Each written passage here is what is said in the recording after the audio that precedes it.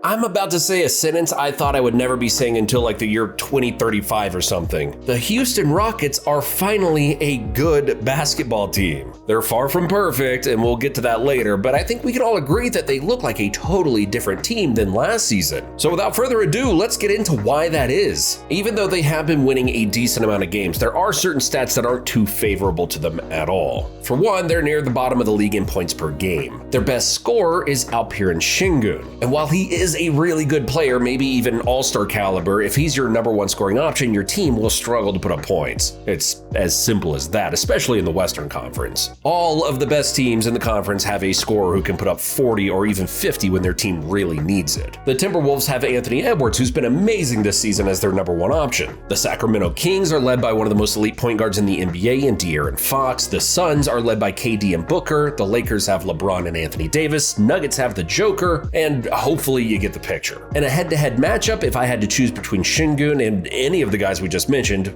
well, I don't think I even need to say who I would choose. Don't get me wrong though, Şengün is without a doubt one of the best scoring big men in all of basketball, especially in the post. He's currently top 10 in points per game in post-up situations. He's got nice footwork with a soft touch. He gets compared to Nikola Jokic a lot, and I think he really reminds me of him when it comes to pure touch. They make weird, unorthodox shots look routine. Plus, he's got the speed and mobility to take you off the dribble from the perimeter as well. Just a jack of all trades at the center position. But like I was saying, he just can't be your number one scorer. He's the perfect complementary scorer, similar to the Anthony Edwards and Karl Anthony Towns tandem. Obviously though, there is no Ant-Man on the Rockets, even though a couple of players on the roster should be producing somewhat close to what Edwards is doing. One of those players being Jalen Green. He's averaging 19 points per game, but he hasn't been very efficient from three, the mid-range, or at the rim.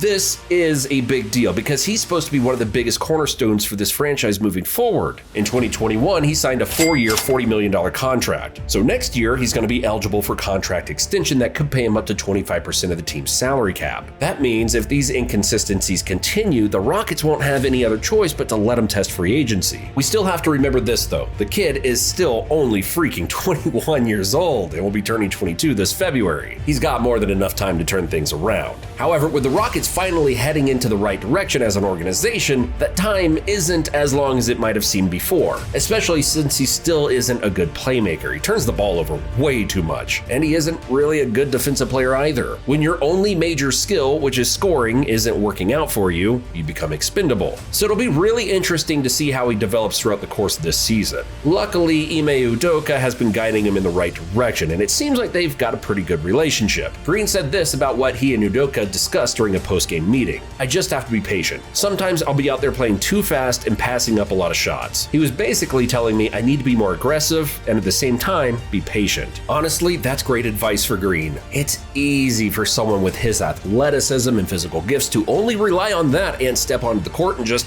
fly around with no goal in mind, which is why he's averaging over 2.4 turnovers per game compared to his 3.3 assists per game. Green is also listening to the most accomplished veteran on the team, Fred VanVleet. After a bad game, Fred pulled him aside and told him to pick up his energy. And instead of Green getting mad or offended, he took it all in stride and is very appreciative of VanVleet and other veterans within the organization who try to motivate him. He said this: "They're looking at it from a very different standpoint. They're not going to hold back. They obviously want to win the game just as bad as I do. And I want me to be as good as I can be. The last 2 years, it would have just been that. Nobody would have said nothing. And we would have just kept playing through the bad energy. So this change-up this year is good. Having vets to talk to us and build us up. That's exactly the type of environment that should help him thrive. Hopefully he can turn things around though efficiency-wise. Jabari Smith Jr. has been pretty good in the scoring department. The only thing is he isn't really ready for that next step just yet. He's averaging 13 points on not too bad efficiency, and as for Fred VanVleet, his points per game average has been going down every season since 2021. He's averaging just 16 points, which isn't that bad though, honestly. He's shooting good from three and is as efficient as you can be for someone his size on the inside. Being a great go-to scorer has never really been his role though. He's more of a really good third option. And that's really the big reason why the Rockets are struggling to put the ball in the hoop. They lack a big-time efficient scorer. In order for them to be able able to compete in the West for the entire season, they need someone like Jalen Green or Jabari Smith to step it up. The offense starts to go downhill even further when they have to rely on shooting threes. They're near the bottom in that category as well. Like I said, they just can't put the ball in the hoop right now. But I know what you might be thinking, if they can't score, then how in the hell can they be considered a good team? Well, that's because while their offense isn't looking too great, their defense definitely is. They have a top 10 ranked defense that is keeping them afloat in this tough conference. This is why it's so important that they fix their offensive struggles, because they have the defense to compete with the best teams in the NBA. Now, they don't have a Minnesota or Celtic defense, but it's still very good. And the reason their defense has been so good is none other than Dylan Brooks. As of now, it looks like he's about to find himself on an all-defensive team for the second year in a row.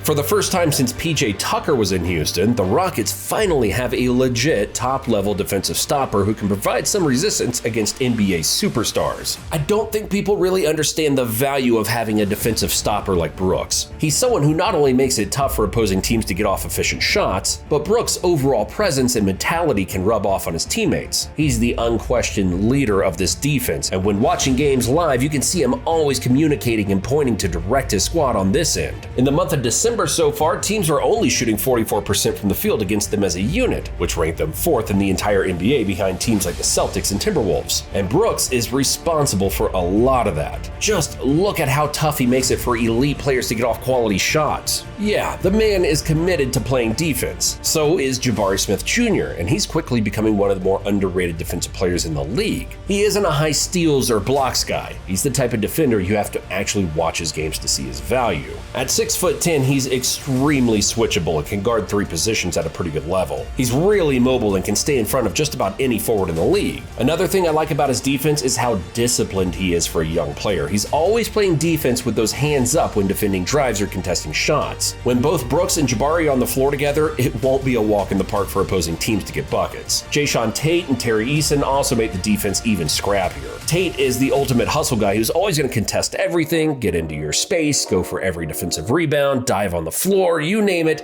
he's doing it. Eason's actually averaging 1.2 blocks per game in just 18 minutes. That alone shows you just how active and involved he is for this Houston defense. And one player who has surprisingly improved on defense this season is none other than Alperen Şengün. Under Ime Udoka, he has looked completely different as a defender. His rotations and posting as a rim protector have been pretty solid, especially for someone who is looked at as a total liability on this end. Coach Udoka has really brought out something different from the 21-year-old. And so now we know their offense isn't great, but their defense is. But what does that all mean moving forward for this season? Well, they have a few holes, and in order to fill them, they would need to make a trade or two at the deadline to really increase their playoff chances. I'm not talking about like a big blockbuster trade or anything like, I don't know, trading for James Harden. Could you imagine that? But I'm talking about a trade that solves a specific problem. For example, shooting. A small trade they could go for is trading Tate to the Grizzlies for Luke Kennard. He'd be an excellent pickup and would be a nice addition next to Şengün with his elite passing ability. Corey Kispert and Brooklyn's Royce O'Neal could be 2 really good pickups as well. But if they really wanted to get risky and solve their scoring problem, I'd consider targeting someone like Zach LaVine. And if they didn't have the assets for that, I would target someone like Spencer Dinwiddie,